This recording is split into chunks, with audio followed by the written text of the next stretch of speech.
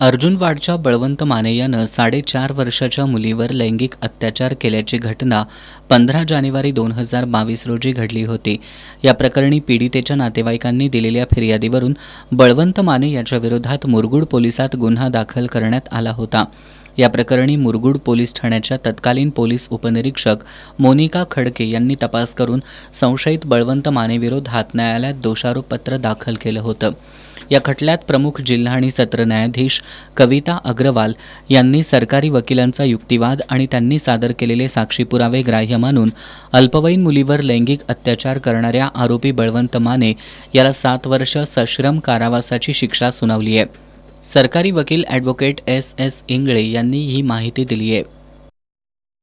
दिनांक 15/1/2022 रोजी लक्ष्मण बळवंत माने वय वर्ष 65 याने अर्जुनवाडा तालुका कागल येथे एक 4 वर्षाच्या अल्पवयीन मुलीवर लैंगिक अत्याचार केला होता आणि त्याची आज प्रमुख जिल्हा न्यायाधीश मेहरबान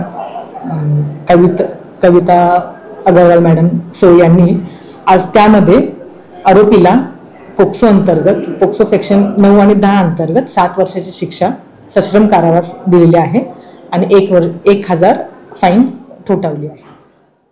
या खटल्यात मुरगुड पोलीस ठाण्याचे पैरवी अधिकारी मधुकर संकपाळ आणि संजय पाटील यांनी महत्त्वाची भूमिका बजावली।